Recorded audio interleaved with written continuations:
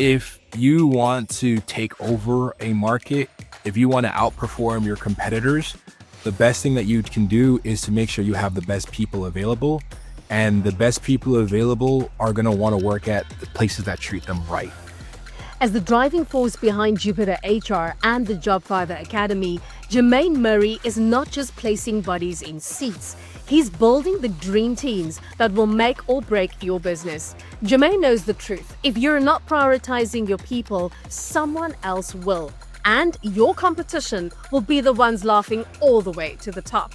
If you're a leader who's ready to steal a march on your competitors and future-proof your team, this is the episode for you. Welcome to the DesignRush Podcast. I'm Pia Johnson. Got a story worth sharing? Email us at spotlight@designrush.com. Don't forget to like and subscribe for the best industry insights.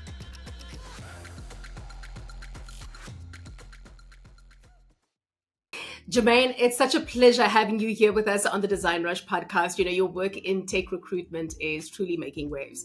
But before we chat further, let's kick things off with a quick round of rapid fire questions. All good to go. What's the key to building a high-performing tech team? Charisma. Early riser or night owl? Both. One word to describe your coaching style. Empathetic. Data or intuition in hiring? Intuition. Right. Biggest hiring challenge today? Finding a effective hiring process. One metric every company should track? Employee engagement and happiness. Oh, those were some great answers, Jermaine. Thank you so much for that.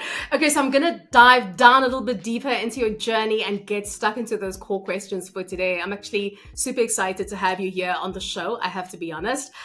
So I want to start out a bit with your background first, right? So you are the founder of Jupiter HR and you've built the Jobfather Academy into a powerhouse, right? Helping thousands of professionals from underrepresented communities to secure high-paying tech roles. I mean, your work has actually earned you recognition as a leader in tech recruitment, and your commitment to diversity in the tech industry, it's truly set you apart.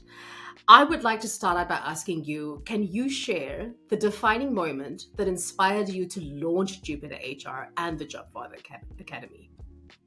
Yeah, so before I went into entrepreneurship, I held like a number of different roles, particularly within the staffing industry, within the tech sector. And the moment I realized that I'm probably gonna have to start doing things on my own, came when I actually got pipped from a manager.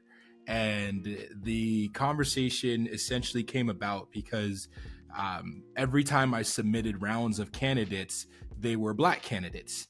And I did this because prior to that, whenever I saw like people getting offers, no one that got an offer looked like me. And it went like that for like several months. So I decided that, okay, if instead of hoping for like more people that look like me to like get represented in these tech roles, I'll just do it myself. And I started fostering a community. I started off building up a WhatsApp group that's still active to this day, where I would go to networking events, I would add people to it. And then whenever I got a job or a lead on a job, I would put it in the networking group and I would get submissions and referrals. And as a recruiter, you'll always hear people say that the highest quality candidates you get are from sourcing, going on and finding people, and also through referrals from, again, people that are equally qualified, but maybe not at that right time looking for something. So I kept submitting Black candidates, and then one day my manager pulled me into the lunchroom and she sent everybody out, and I knew I was in trouble. I have this like sixth sense of when I'm gonna be in trouble. Maybe it's because like I spent a lot of time in the principal's office as a kid, so I already knew. I was like, okay, this is giving me principal office vibes. And my manager says to me, you've been doing good work, but I have to be honest, it looks a way that you're the only Black recruiter in this staffing firm and all you submit are Black candidates. And I looked at her and I was like, you're asking the wrong question. You should be asking, why is it that we're only getting Black candidates from the Black recruiter and nobody else? I was like, that's a bigger question. And she pushed back on that. And I know the exact moment that I got pipped when she decided to pip me. I said to her, everything that you're saying to me is pretty much bullshit right now, because mathematically speaking, you can't overrepresent for an underrepresented group. And yeah, she did not like that. So I got pipped, my job was threatened, and I realized that, okay, it's going to ruffle some people's feathers. And I ended up going to like another staffing firm, and I ran into the same issue there. I went internally to a company, that helped build startups, and I ran into resistance there. Every single employer, except for like one or two, I kept running into resistance when I tried to advocate for people from my community. And no one could ever tell me why, right? It was just like, it just looks away. And it was hurtful, because if I were to submit, a group of like white men, no one would bat an eye. But if I submit a group of like black men and women, it's suddenly an issue. And that's when I realized that that experience at that incubator kind of introduced me to the mind of like properly of like the entrepreneurial spirit. And I learned very quickly that the entrepreneurs, there are two types of entrepreneurs that succeed like really well.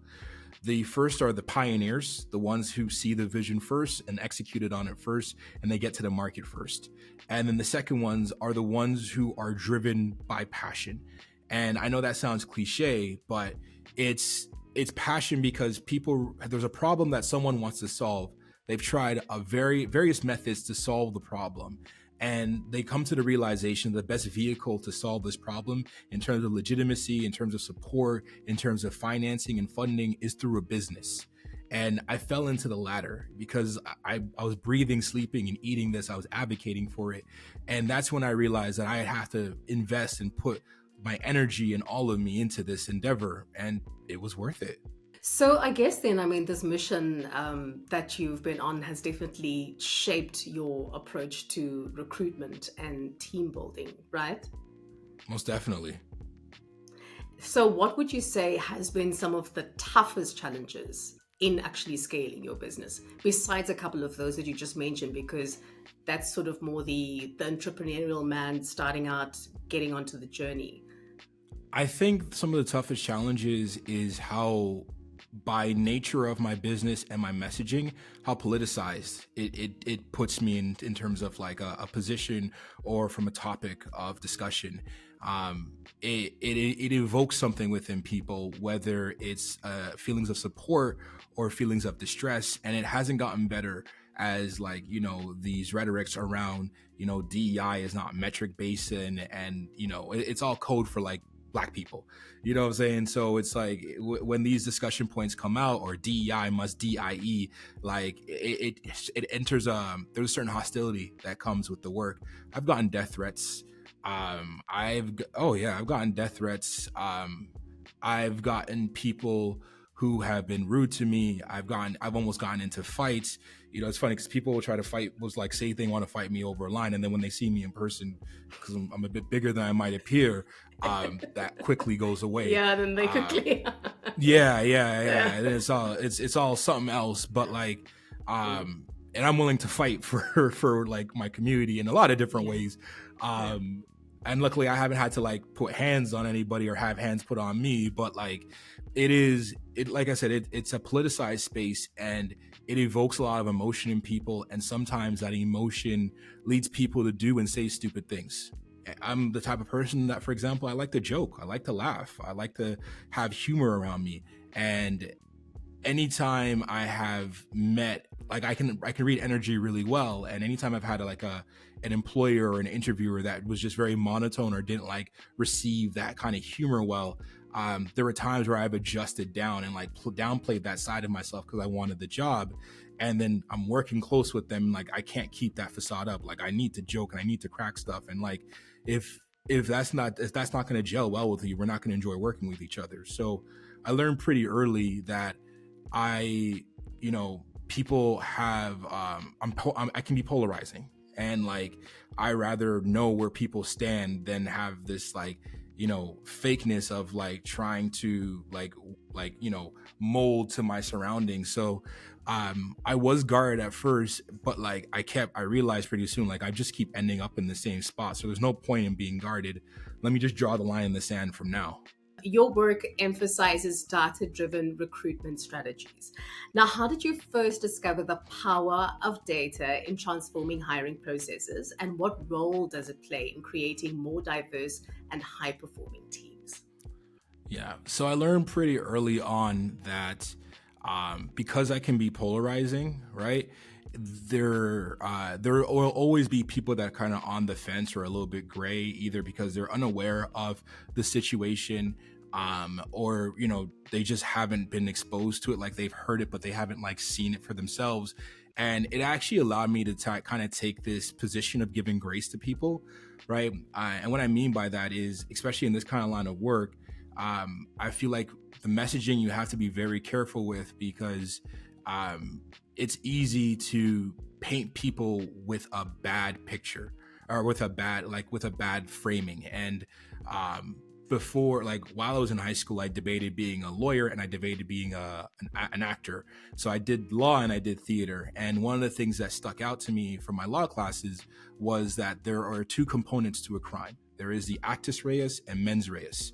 Actus reus is the guilty act. Mens reus is the guilty mind. It's the difference between manslaughter and murder one. Murder one is premeditated. They think about it and then they go and do the act. Manslaughter is accidental, like you accidentally hit somebody with your car. You didn't mean it.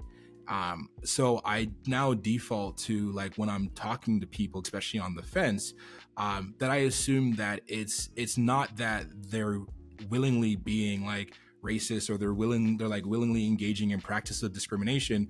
They might not just be aware that certain actions can be defined and perceived as discriminatory. And when it's brought to their attention, because I generally believe that by default, people want to be good people. People want to build community. When they're aware of certain actions and how those actions affect others, they will do their best to course correct, right? So data helps in the terms of, especially in a space where it's politicized or a space where like emotions is heavy, by, for not to play on a pun, but it makes things very black and white, right? Data allows me to take a very emotional subject, make it binary, and let the data speak for itself, distancing itself from the emotion, right? And that's kind of like what we've been falling back on. Like a data point that I always bring up to like hiring managers is that in Canada, the Black people represent about 5% of the population, but they're only represented by like 2% in the tech workforce. So there's a discrepancy. There's a huge discrepancy there. In the United States, Black people represent about 17% of the population, and the tech workforce is under 10%. So like, we're not even aligned with like national averages. And if you talk to a lot of Black people, they feel like there are artificial ceilings in place. And I know that you're a person that doesn't want to place artificial ceilings or have people perceive you as someone that does that. So like, let's use this data to like just work better and just, have reasons to believe that there are certain things that we can do to increase representation without sacrificing merit. What would you say are the most overlooked data points that companies should actually focus on when hiring? So when hiring, I think now especially, and I project it going forward, I think diversity metrics are going to be overlooked as well. When people hear diversity strategies, they think it automatically means someone's getting a position because of their race, and that's not the case. It's like, if I have one position I'm hiring for and I have 100 applicants, and if we go by the population metric I just talked about, 5%, if I have one person and I have 100 applicants and I have 5 people that are Black people, and I only need to talk to 10 people out of that 100 to find somebody to hire, there's a really good chance that I will hit that 10 mark before I even speak to one of those people, right?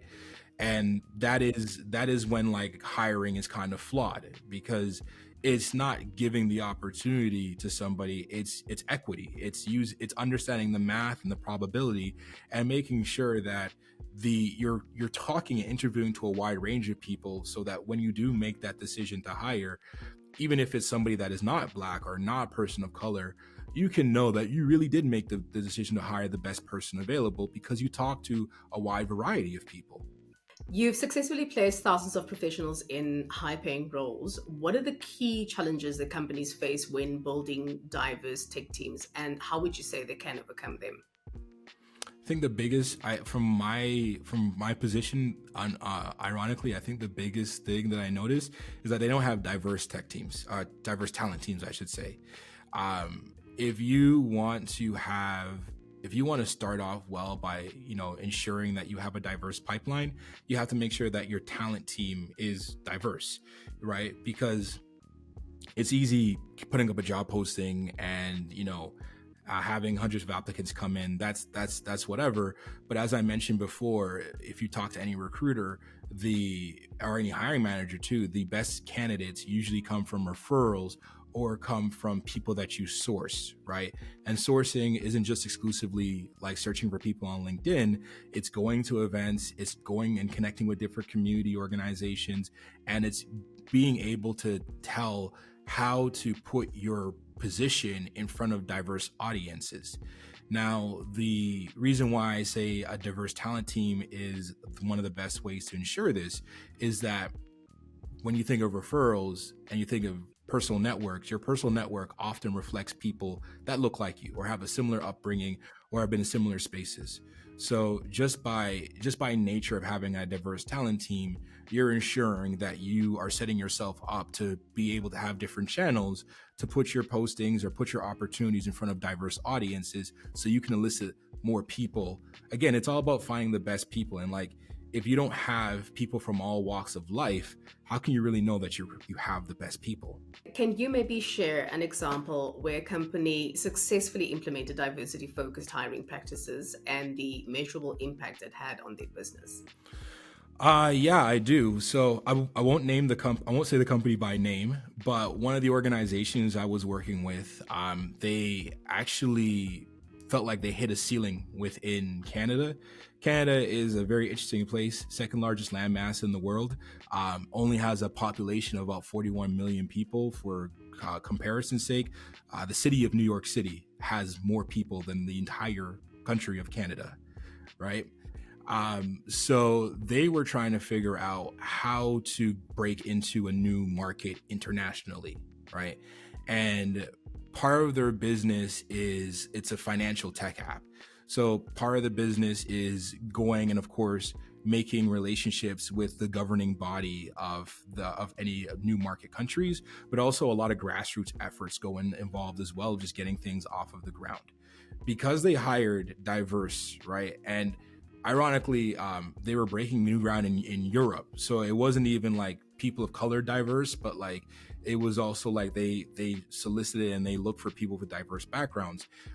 They were able to connect with grassroots organizations that were already doing financial literacy stuff in communities. And they used their platform to explain how crypto actually works to those communities.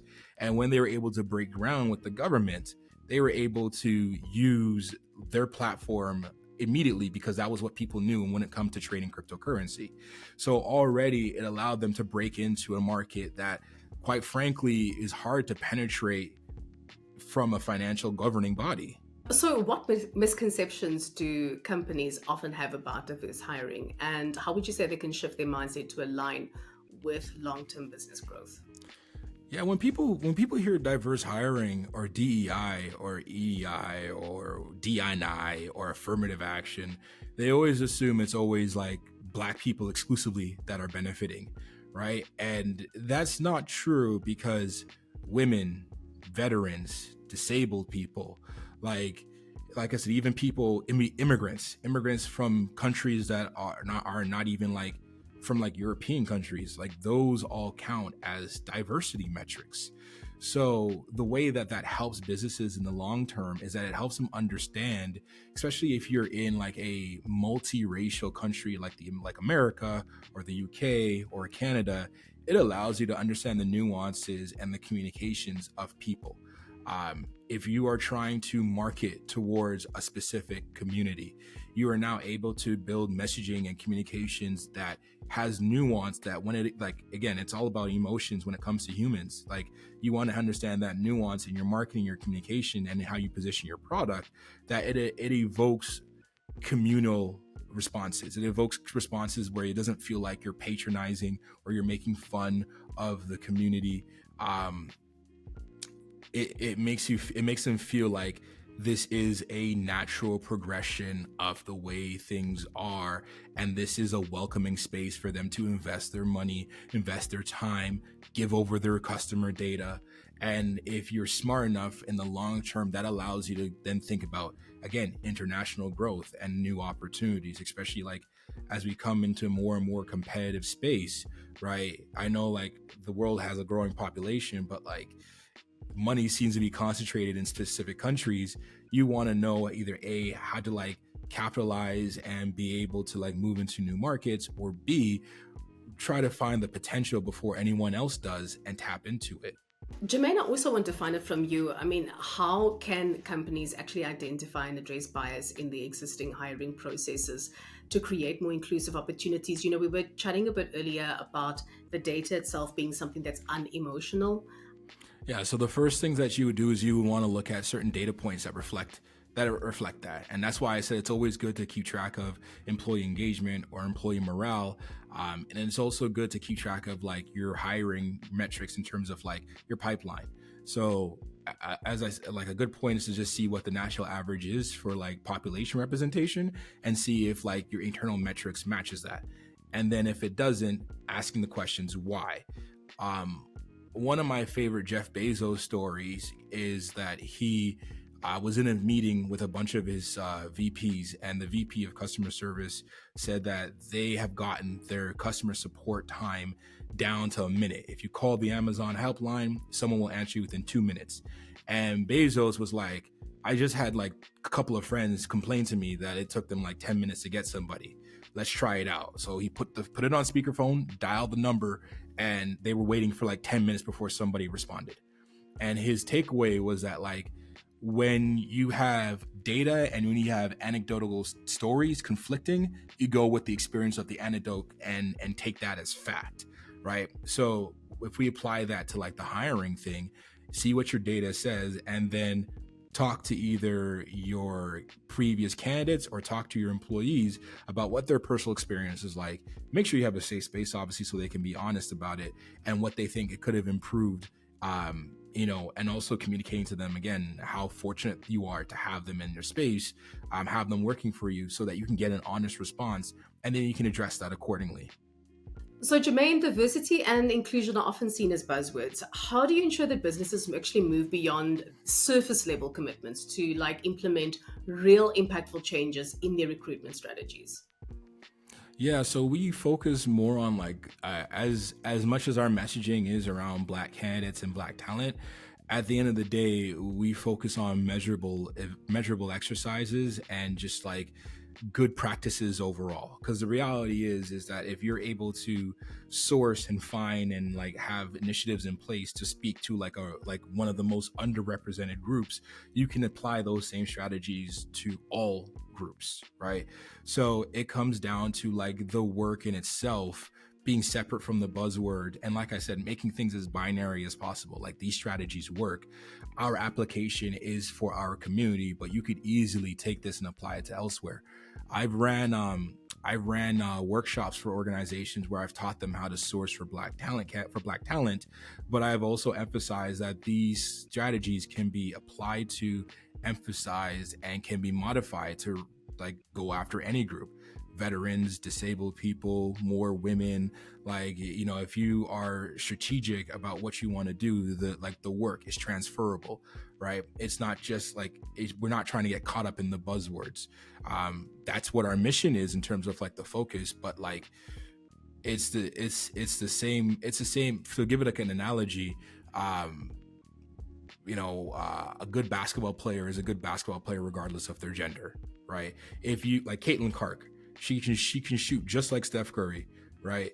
Um, you know, and like that is a transferable skill across. Like her mechanics for shooting are transferable.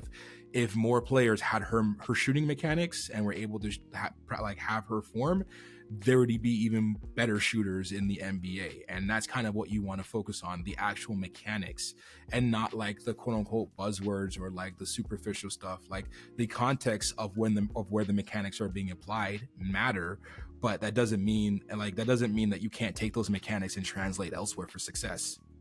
Yeah. Now, what metrics can leaders use to assess the success of their diversity initiatives?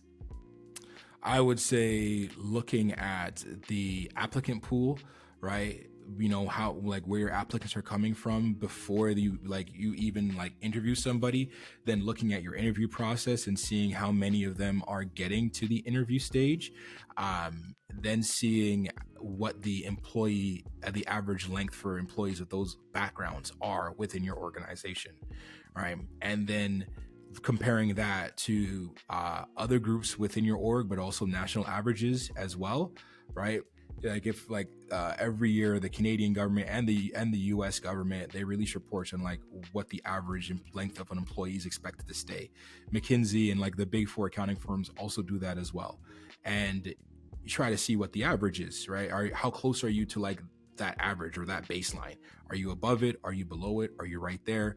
And that's when you start asking questions about like, what can we do to do more?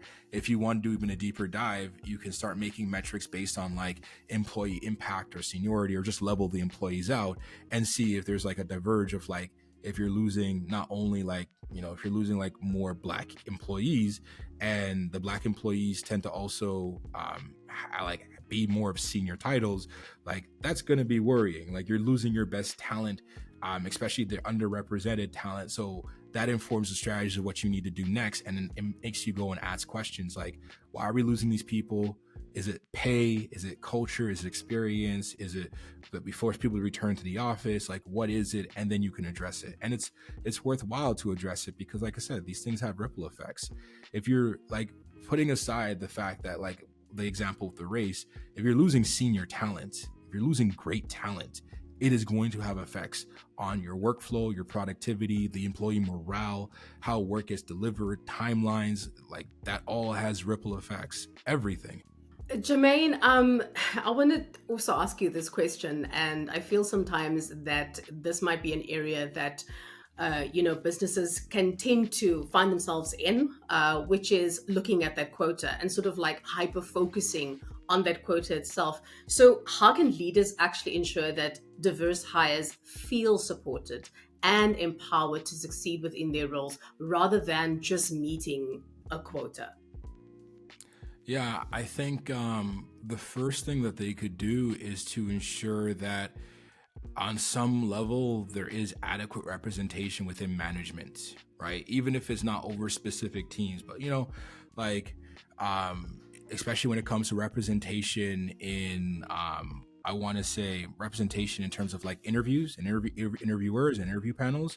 You want to make sure that there is adequate representation there, because that's like the first impression that people have, and that honestly, like people honestly carry that with them, who they were first interviewed by, who first introduced them to the company, how the interview went, and if they know of people that look like them or have a similar background, being able to successfully advance in the company.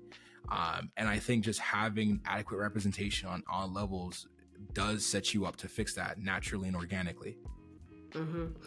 I want to go back to Jupiter HR and the Jobfather Academy. I mean, you've built this reputation. You help both businesses and individuals thrive in the tech recruitment space. So what do you consider to be the key driving factors behind Jupiter HR and the Jobfather Academy's success?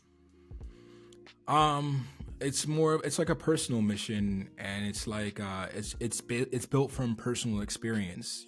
There was a time in my life where I was in between jobs, and it was vital for me to like find something to support my family. I didn't find it in time, and like the worst case scenario happened. Like we had to sell our house. it just felt like our whole entire world was falling apart.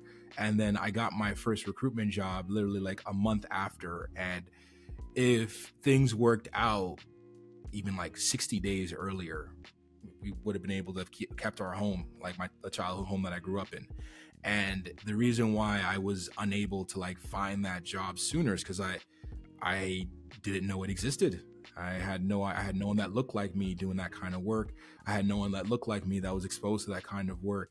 And I had no resource to go to ask questions in order to find that work.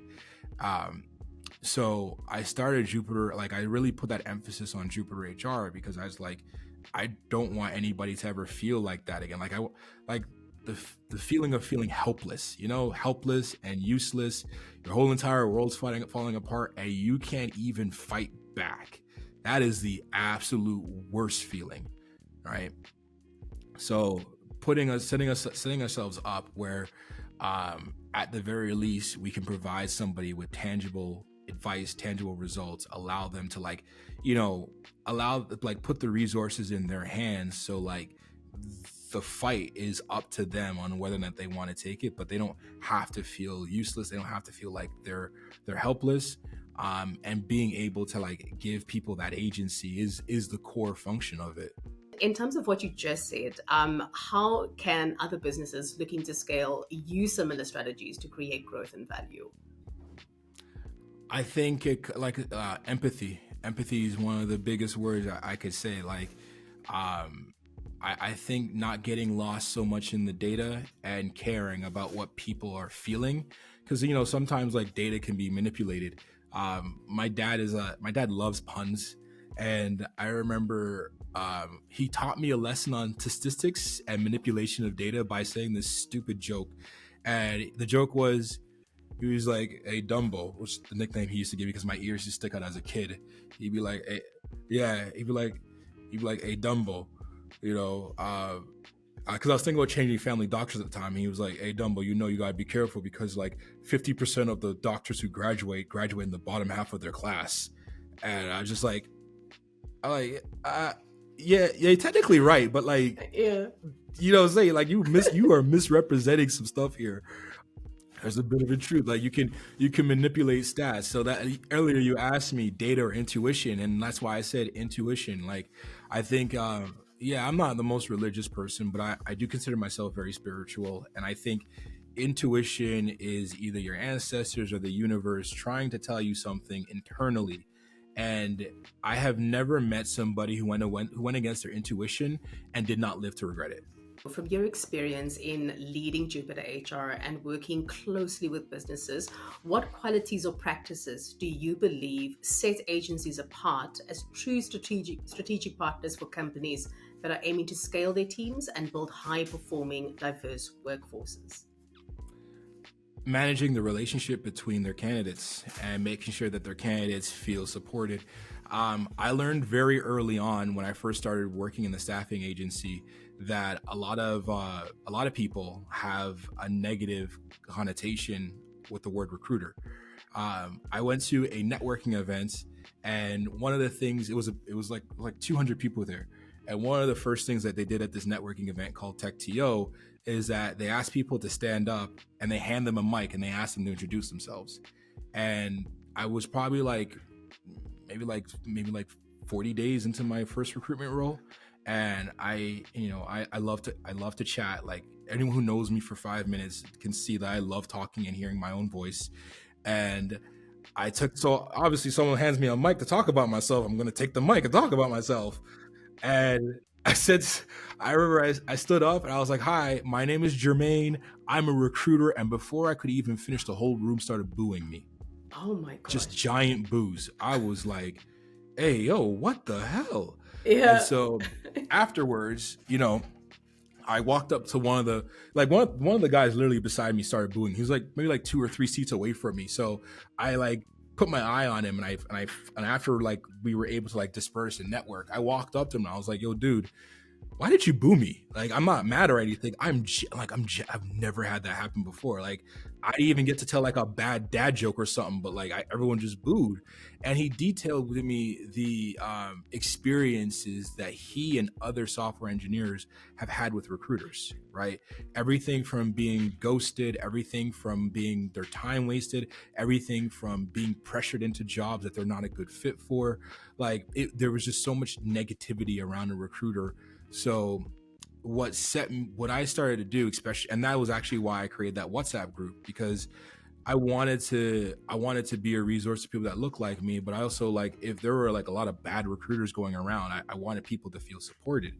And what actually set me apart and was the reason why people were so willing to give referrals to me is that I was willing to interview prep people even for roles that my staffing firm wasn't representing for. And like, that's an easy way to get you in trouble with your manager, because a lot of staffing firms live and die by the philosophy of whatever, do moves that get you to the closest dollar, right? And that's dehumanizing. And that means that like you're sacrificing potential relationships with people because you're treating them like a number, and it pisses people off because they can also feel like this is a transactional relationship. So we do, like, I have always done things that has always been like tangible, useful, and community focused. That's one of the reasons like why like I on my socials, like, we always give out free career advice, we give out free resources, we don't gatekeep information. And like I always say, if somebody wanted something like custom built for them, then we have the conversation about payment. But like everything that we have and everything that we share is free and for the community, and it's because it's rooted in that, like, people are more than just a number to me at this point. Like it's all relationship building, and that, ironically enough, has given me so many opportunities from a monetary standpoint to a strategic relationship standpoint to corporate partnerships, is because people understand and they appreciate the authenticity behind the mission and they want to support it. Now, how do you think agencies can demonstrate their value as long-term partners, especially when it comes to aligning hiring strategies with a company's broader business goals? Yeah, I think companies can do a good job. It just comes down to like companies really emphasizing humanity and human resources and empathy, because a staffing agency is only as good as the candidates that they have access to. And a lot of like, especially like senior executive candidates, like if they don't have a good relationship with you, they don't want to hear or talk to you. So like, if I a lot of times for like our relationships for like organizations, a lot of it starts with like leadership searches. And it's because we have a database of like leaderships and leaders in the space that we built relationships with, that will pick up the phone when we call, that respond to our emails. And if we can't use them, they'll give us a referral. So it's like we can find underrepresented talent that has hard technical skills that are not easy to find. And that gives us a niche, that gives us a position to speak for. And it all comes down because we treat, like, I always say that like a lot of recruiters are corporate focused because like their clients are their corporate clients are the ones who pay their bills. We're in the opposite direction. We're community focused. Like even if it doesn't result in our bills, quote unquote, being paid, we always prioritize the community before anyone else. I have actually canceled and like ripped up partnerships because I've heard how an organization have treated the Black people at their workplace. I've heard the stories. I've heard, like, if I hear like someone in my community is being treated bad, I will go and I will investigate it. I have messaged companies and I've messaged leadership like, hey, word on the street is this is what's going on. Do you care? And then we have a conversation from there. And from that conversation, it lets me know whether or not I want to go forward. Because the way I've always explained it is that, again, it's very community focused. I'm like, and a lot of times too, like it's a lot of people that like I either know or know from other people. So like, I always say like, yo, I don't want to be walking in the street and I run into you and you're like, yo, I don't like you. And you know what I'm saying? Like, I don't want that competition. If it, like, I have a higher chance of running into a candidate than like a CEO, you know what I'm saying? So like, I always want to make sure that, especially now that I have this visibility, I always want to make sure when I run into a candidate, it's a good vibe. It's like it's like, hey, you helped me. And I didn't even know that I helped that person. But like, I'd rather that than the like getting booed in a room full of people. So Jermaine, I want to find out from you, what role would you say does data-driven decision making actually play in positioning agencies as trusted advisors?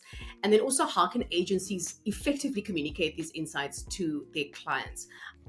I would say that the role that data, so like from a company's perspective, especially when it comes to like agencies or like HR, a mentor once told me that like HR is a cost, not a revenue generating aspect of the business.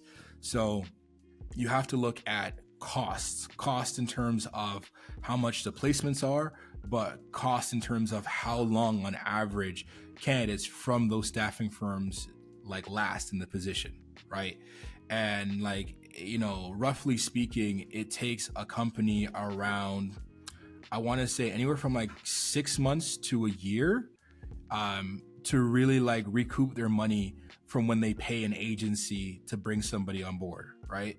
So like, what I'm saying? So like as an agency, you want to make sure that you're doing everything that you can to make sure that like you're identifying the right people, for the role. And that's why I'm like, that's when like the relationship aspect comes into play, because I have relationships with like all of the candidates I've ever placed in my roles, right? I've had to start using a CRM because there's so many of them, but like, I have relationships with them. So like I will try my best to like understand what is it that they actually need to be successful. And I always tell people like my success is your success. I don't really care about the company, but my success is your success. So like you tell me what you need and I will get you what you need. And if it's not what you need, then like screw it, we won't do it. Right. And like I have like a 90-day like refund, a staggered refund with all of my corporate clients, where like if somebody doesn't make it in their first 90 days, they get a prorated refund. And I've never had to give a refund, because the people that I place are people that like enjoy their like they know, they immediately trust the company because I'm vouching for the company. Again, that's why I'm like, I don't want to walk into somebody that's like, yo, you set me up in this bad job. Like, you know, I have relationships with people. So like, cause I treat them as people. Like I tell them about my life. Like a lot of my candidates that I place, like they know how much I love my mom. They know how much I love my grandma. Like they know where I'm traveling to. Like I talk to them like people, right? They're not just numbers. And it's all honesty too. And like another reason why I love the fact that we emphasize social media is because it's also a really good passive and direct way to maintain those relationships, It right? is, yes, yeah. And so like when we go and maybe get placed, that's another thing, right? Like we've had a couple of partners that went dormant for the last couple of years because of the economy. And then when I reached back out to see if we can re-engage the partnership, because I saw them update their careers page, they're like, yeah, of course. Like we still have like a lot of the people that you placed still working here, right? That is a good feeling, especially after like a year. If they leave, they don't blame the staffing firm, right? They look internally, but like they'll still keep that relationship. Jermaine, I'm going to move to my next question. I want to find out from you, in your opinion, how can agencies consistently innovate their recruitment strategies to stay ahead of industry trends while maintaining strong relationships with their clients? I think it's a mix of being proactive when it comes to identifying and also investigating in terms of the use of emerging technologies. Like right now, the big thing is AI, right? And like finding out how to do that, but also it always comes down to employee morale. Like a business is only as good as its leadership, but also like the morale of the company, right? And like even myself, I've made a couple of hires that didn't work out. And it was because like, especially as like a startup, especially like when you're just starting out, it's really important for you to find people that are passionate about your mission and what you're trying to do, because they that has an intangible effect on how they go about representing your business. So like for staffing agencies, I think the conversation right now around AI is pretty toxic and anti-employee, and that's problematic because instead of employees thinking, all right, we got AI, now we can use this to make our lives easier at work, It's, oh shit, they got AI, they're looking to replace us. And I think that's the wrong conversation. So the conversation should be like, the conversation should also come across authentically as well.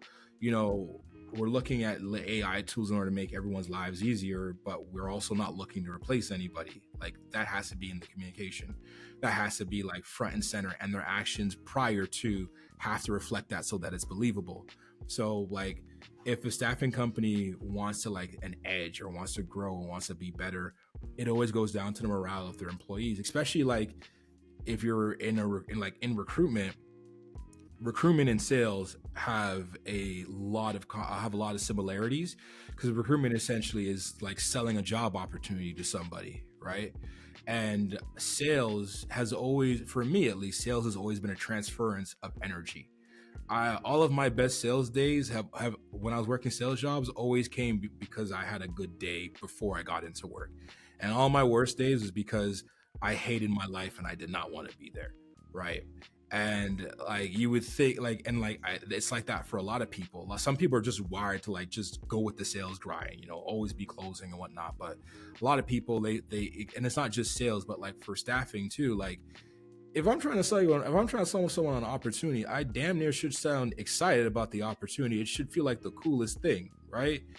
And like, if I'm not feeling that because my employer treats me like crap, or because like the role genuinely sucks because the employer will take a contract with anybody, that's gonna have repercussions. It's a trickle effect. And like, that's why I'm like, intuition over data. You know what I'm saying? Like, you empathy over data, because at the end of the day, the data will say one thing, but like the empathy will tell you what's right and what's resonant. And like, you know, if you study any historical military leader, the morale of their troops a lot of times was a deciding factor on whether or not they won a battle. I think the way that a lot of business owners have been approaching the conversation around AI has been counterintuitive, right? You know, it's even like the whole concept of like quiet quitting and people's and like the business world's reaction to the word quiet quitting was silly, because like the communication was like, oh, people are just doing their jobs like as their job description. No one's going above and beyond. And like, you know, you have to inspire people to want to go above and beyond, and you have to make people feel safe and valued to want to go above and beyond, because there are too many stories of people, you know, burning out, breaking down, and not being cared for. My last employer before I went full entrepreneurial was a company in Canada called Wealthsimple, and I have nothing but great things to say about them, because they genuinely made me feel like they cared about my well-being. One of the benefits that they had is that they gave all their employees in their benefits package $5,000 towards mental health therapy, right? Wow. And wow. I went to therapy the entire duration I was at Wealthsimple, and your benefits activate from day one. You don't have to wait 3 months, right? So after the first week of working at Wealthsimple, I went to therapy bi-weekly for a year straight. And like, you know what I'm saying? Like that in itself made me, yeah. And like therapy is not cheap. It was like $160 per hour, right? We know this, yes. And it was crazy, but like just having a benefits package like that, you know, made me feel appreciative. It made me feel like validated. You know, yeah. And it's like, you know, it's like I if anyone ever asked me about it, I would always tell them like, yeah, it's a great place to work. I wish all workplaces were like that, because like when you take care of your employees will always go to bat for you, and like it shouldn't be rocket science, but a lot of us treat it like it is. Speaking to that, I want us to take a look at, you know, companies that expand globally. And I know that you have quite a bit of experience in this as well. And companies that are expanding globally, I mean, they face different, you know, cultural and logistical challenges in hiring. So how can businesses actually adapt their recruitment strategies to maintain diversity and inclusion across international markets? Yeah, you have to make the effort to, again, seek to understand, and you have to make the effort to have like a grassroots approach. You got to have people that understand that specific market in itself, the nuances, the cultural differences, what the people are like. Like people are different at different seasons in different countries, right? Nuances like that. Like there isn't, like, Black Friday isn't a thing across the entire world. So like, why would you, what I'm saying? Why would you push a Black Friday messaging in a place that doesn't have Black Friday, right? But maybe they have like a summer solstice that where sales are where sales activity is higher. But like, if you don't do research, or if you don't have somebody that is of that culture or understand that culture or has lived there, it limits your potential. So like, again, I think like businesses will never go wrong seeking to better understand their customers and seeking to make sure that their customers have nothing but good emotional responses to that business. I want us to move our conversation to AI. And I know we touched on it briefly earlier on. But now, how do you actually see AI shaping the future of tech hiring, particularly when it comes to improving diversity and creating high-performing teams? I don't really see it helping, to be honest. I see it doing more damage than anything else. I think from a work-life balance aspect, I think because of the way that leadership has been positioning their communications, I feel like it's going to do more damage than anything else. When it comes to diversity, AI has innate biases in it, because like the teams that are working on AI products tend to not be very diverse in themselves. So like AI loses like a lot of nuances. AI tends to have the biases of the programs that have biased it, the programmers that have like their own biases. And like, as I mentioned before, people's default is not to see themselves as wicked or as evil or as the villains, right? And they might not realize that they're doing the guilty act, but they're doing it. And like, name bias and postal code bias, like redlining, is a thing that Black people historically have had to deal with, right? Opportunities being ripped away from us because of our postal code. People passing, like I've had personal experience of submitting 2 resumes to organizations, one with my name Jermaine, the other with my middle name Lascelles, which is why I go by Jermaine L. Murray for that consistency. And the resume with Lascelles always gets more callbacks than the resume with Jermaine. Name biases are still a thing. It's a subtle thing that people don't actively think on, but it is a thing. So it's like, that's why I see it doing more harm than good, especially as we move more to this politicized space, because the conversations around that type of subject have become so toxic and so emotion driven that no one's really like willing to like think about like the human aspect of it. They're just, again, going for things to confirm their bias. No, scaling a recruitment agency for a high growth company can be daunting. So, given your experience as the founder of Jupiter HR and the Jobfather Academy, where you've helped thousands of professionals land roles in tech, what advice do you have for executives looking to scale their hiring processes while maintaining team diversity and quality? Making sure you have diverse recruiters. Making sure you have diverse recruiters who are also happy with their jobs, because those are like the first point of contact that people are going to have with your organization. If your organization doesn't have a strong, prolific brand, then people are automatically going to be drawn to. Like Google can be like a shit show, and people are always going to want to apply to Google because it's Google, right?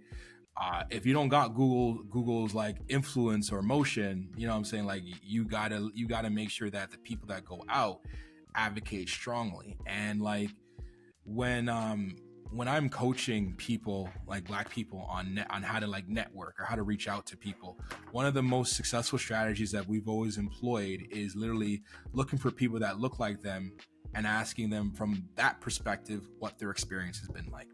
Because it starts in real, authentic conversation, and you find out a lot of things. And you want to make sure that as many people, when they are asked that kind of question, can say positive things about the experience so they don't scare people away. And like when it comes to like high level talent, the talent that's really going to make an impact, the referrals and the word of mouth is even more important at that aspect. What's one piece of advice that you would give to business executives that are looking to optimize their hiring processes and build diverse, high-performing teams that drive long-term success and revenue growth? I would say start looking at ways to make your employees happy more than anything else. If you want to take over a market, if you want to outperform your competitors, the best thing that you can do is to make sure you have the best people available. And the best people available are going to want to work at the places that treat them right. And as we move more and more into a time place, especially with all like the layoffs that have been happening, as we move more and more, it's gonna those are gonna be interesting and important questions that people are gonna want answered. So if you're able to like emphasize employee happiness, whether that means like you have ERGs, outright DEI boards, or as simple as just having a flexible remote policy, right? It's gonna be easy for you to poach from your competition, right? Like if I'm a leader of like a huge organization, right? I'm fighting for my employees to stay remote, because when we go and source for high level talent, we're specifically going to go look for the talent that have been forced to return to office. And our initial email is going to be like, hey, we'd love you to work for us. We are fully remote. And I'm so confident that if we can match the pay or exceed what they're currently getting, they're going to come to us. Jermaine, it has been so wonderful chatting with you today. Thank you so much for joining us on the podcast. Oh my goodness. I mean, you've shared strategies. We've had some fun moments. It has been an absolute blast. And I really do wish you the best of success in everything that you do, and hoping to see you back here soon on the DesignRush podcast. Thank you. Thank you for having me, Kia, and thank you for having me on the DesignRush podcast. I appreciate it. Curious about what top brands look for when choosing an agency? Tune into our latest episodes where we reveal the decision-making secrets of leading brands. Subscribe to the DesignRush podcast and stay ahead of the competition.